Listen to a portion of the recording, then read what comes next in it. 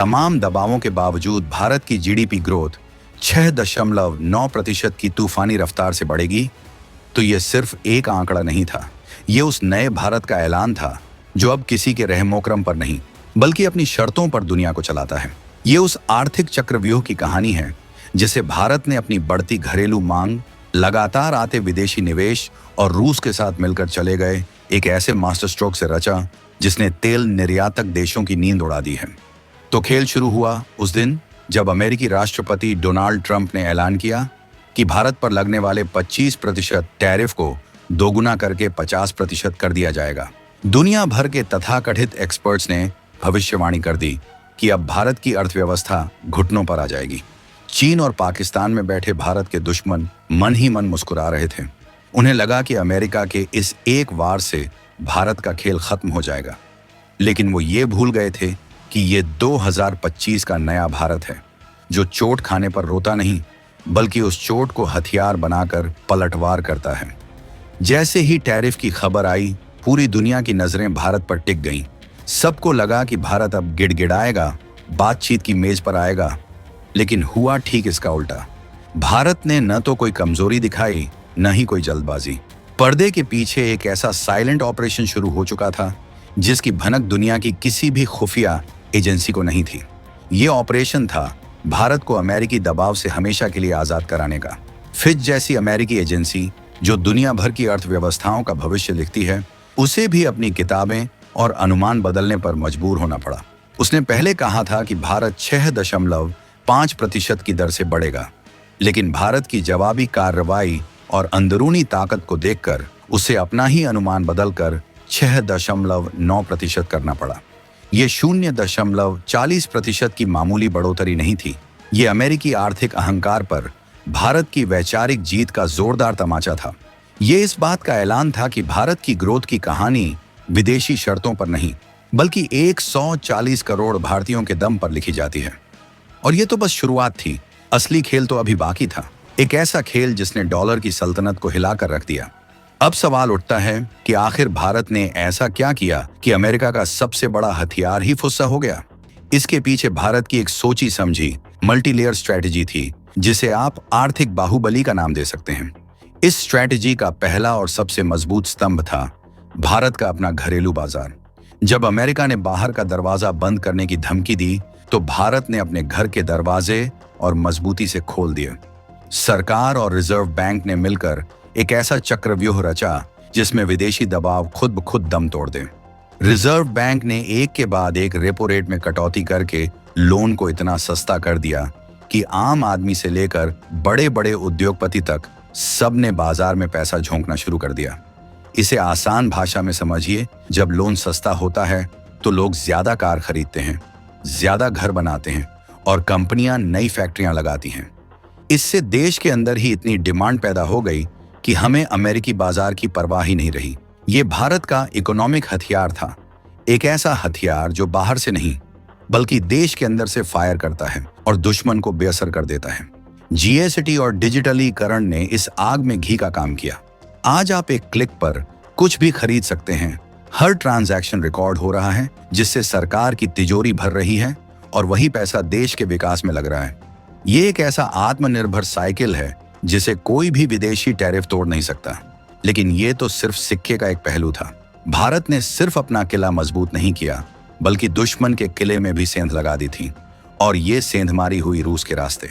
जब अमेरिका और यूरोप रूस पर प्रतिबंध लगाकर उसे अलग थलग करने की कोशिश कर रहे थे, तब भारत ने दोस्ती और कूटनीति का वो दाम चला जो इतिहास में सुनहरे अक्षरों में लिखा जाएगा। भारत ने रूस से कौड़ियों के भाव कच्चा तेल खरीदना शुरू कर दिया। ये एक तीर से दो नहीं, बल्कि 3 शिकार करने जैसा था। पहला, भारत को सस्ता तेल मिला, जिससे देश में पेट्रोल डीजल की कीमतें काबू में रहीं और महंगाई नहीं बढ़ी। दूसरा, भारत ने अपनी रिफाइनरियों में इस सस्ते रूसी तेल को रिफाइन करके डीजल और पेट्रोल बनाया और उसी यूरोप को ऊंचे दामों पर बेचा जो रूस से सीधे तेल नहीं खरीद सकता था। ये एक ऐसा मास्टर स्ट्रोक था जिसने अमेरिका और यूरोप दोनों को हैरान कर दिया। इसे कहते हैं डबल मुनाफा। एक तरफ देश की ऊर्जा जरूरतें पूरी हुई, दूसरी तरफ विदेशी मुद्रा का भंडार भी भर गया।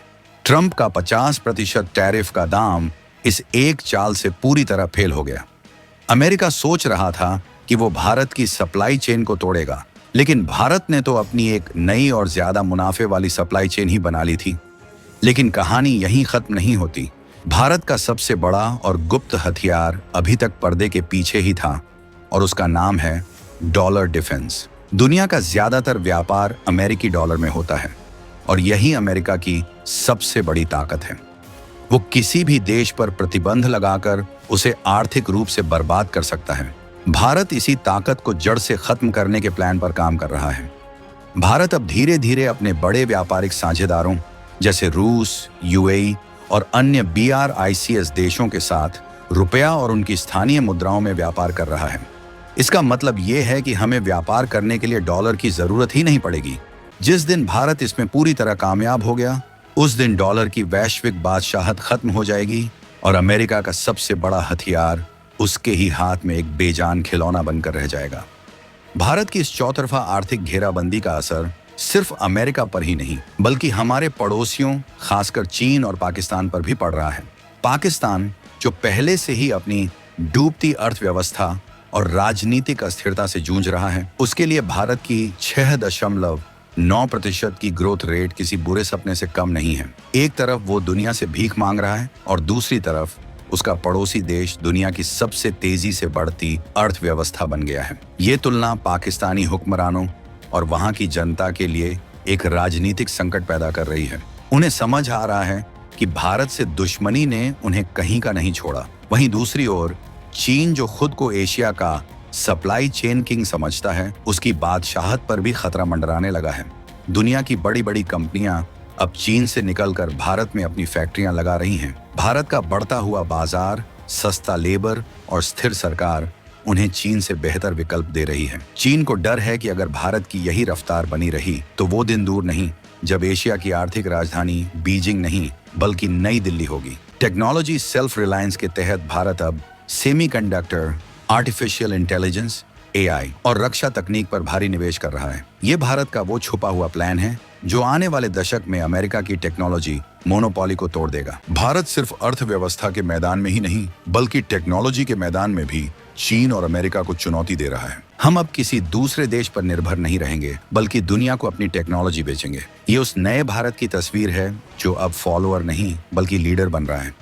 यानी ट्रंप के 50% टैरिफ की धमकी भारत के लिए एक संकट नहीं बल्कि एक अवसर बनकर आई। इसने भारत को अपनी अंदरूनी ताकतों को पहचानने और उन्हें धार देने का मौका दिया।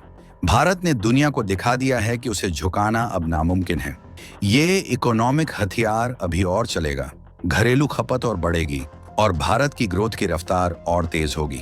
भारत की साइलेंट डिप्लोमेसी, G20 और BRIC जैसे मंचों पर बनाए गए गुप्त समझौते, ये सब उस बड़ी तस्वीर का हिस्सा हैं जिसमें भारत भविष्य की दुनिया का एक नया पावर सेंटर बन रहा है।